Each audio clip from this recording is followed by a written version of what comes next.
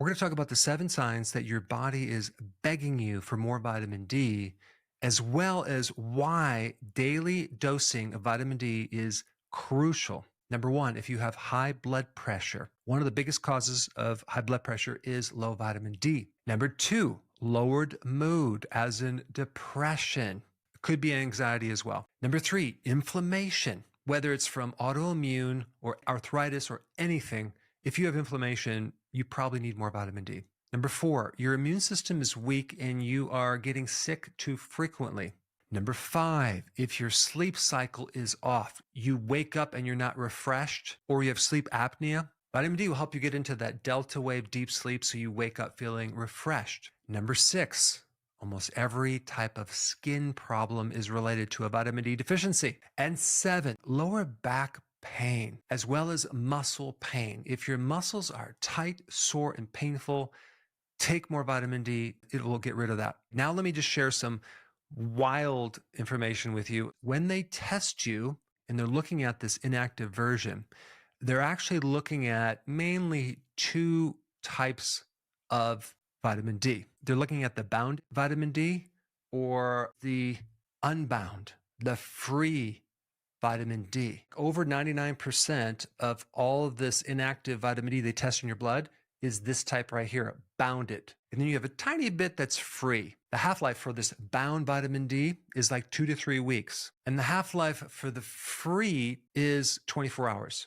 All right, so what does that all mean? It means that when they test you and you see a certain amount, they're not differentiating between the bound vitamin D or the free vitamin D. You can assume that you have enough vitamin D to support your skin, your muscles, your organs, your immune system. But unless you're taking vitamin D or getting sun every 24 hours, there's a likelihood that you're probably going to be somewhat deficient, especially with all the other barriers on top of this vitamin D situation, including obesity, insulin resistance, diabetes, being inside and not getting exposure, not getting enough vitamin D from the food. The more we age, the less we can convert vitamin D on our skin. And the recommendations for vitamin D are a joke. You need higher amounts. So this is why I recommend daily vitamin D. If your doctor says, oh my gosh, that's a toxic effect, just ask them, how much vitamin D can I get from being out in the sun for about a half hour to 40 minutes? Because the answer is 20,000 IUs.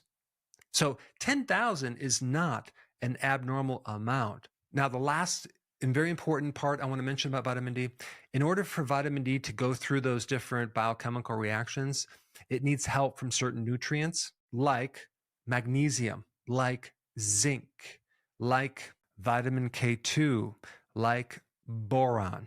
And that way you can maximize your ability to have vitamin D work without any type of deficiencies. And if you want more information on that and also how to prevent any type of toxicity, you should watch this video right here. I'm actually convinced that there's no such thing as a true vitamin D toxicity problem. Now, what I'm not saying is that a person, if they take higher amounts of vitamin D, they won't get some symptoms, but the actual cause of those symptoms, I don't believe is coming from high doses of vitamin D3. I think it's coming from a deficiency of the cofactors for vitamin D, primarily from a magnesium deficiency and a vitamin K2 deficiency, and there's a couple others as well. Now, we know most people are deficient in magnesium going into this. So if you're not taking enough magnesium while you're taking vitamin D, I think you're going to start noticing some of the symptoms that people call vitamin D toxicity, which are irritability, insomnia, constipation, fatigue, muscle spasm or cramps, calcification, calcium that builds up, and arrhythmia. But there are also symptoms of low magnesium as well as symptoms of low vitamin K2.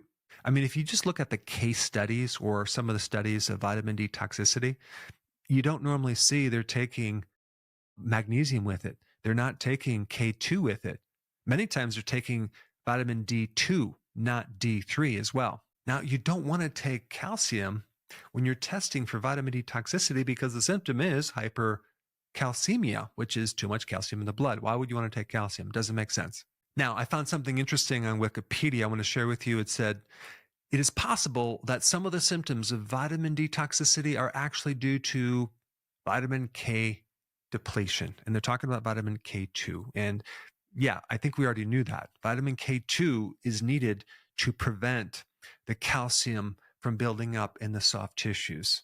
Vitamin D helps increase calcium absorption in the small intestine by 20 times. So now we have all this calcium in the blood. Vitamin K2 comes in there and takes it from the blood into the tissues, preventing buildup of soft tissue calcium. And also magnesium is one of the best antidotes to prevent kidney stones. The toxicity symptoms from vitamin D, I believe, are just lacking the cofactors.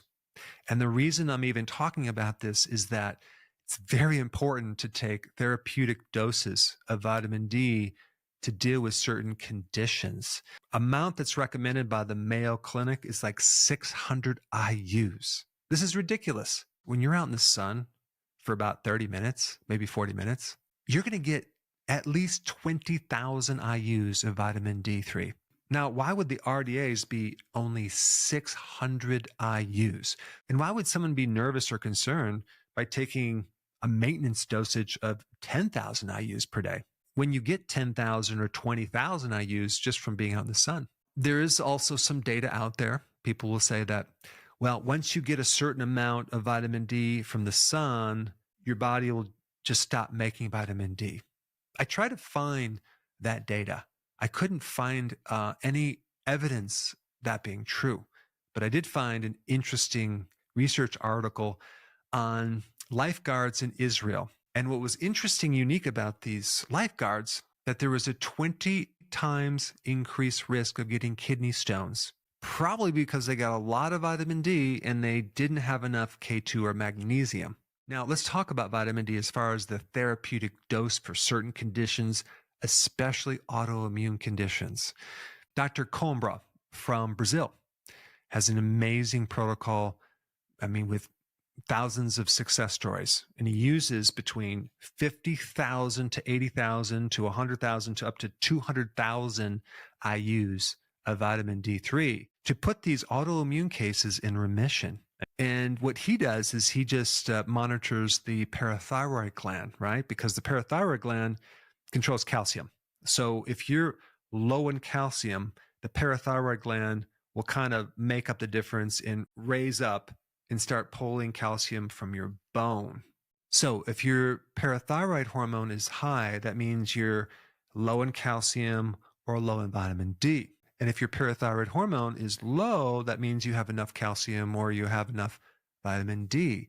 And when you get into autoimmune diseases, you have this very unique situation. You may have normal amounts of vitamin D in the blood, but at the receptor, it's not really working for a whole number of reasons. What this doctor does is give you more vitamin D to penetrate through this resistance.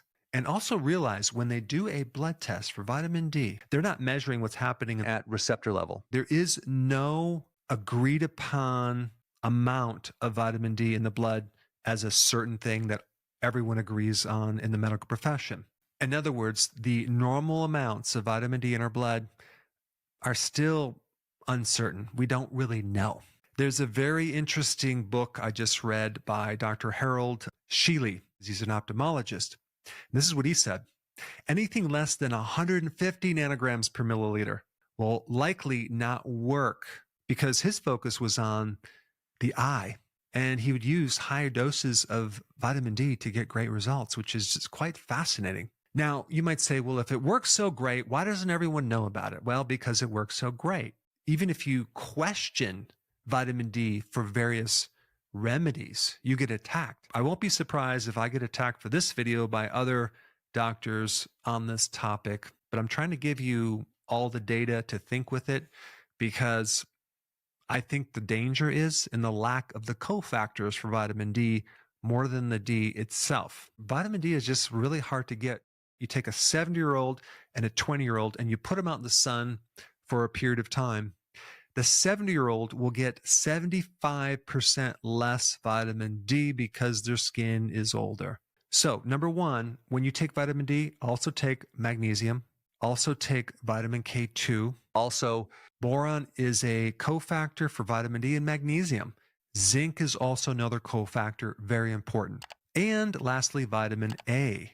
Now that I talked about the toxicity, let's focus in on the therapeutic benefits of vitamin D from this video right here. Check it out.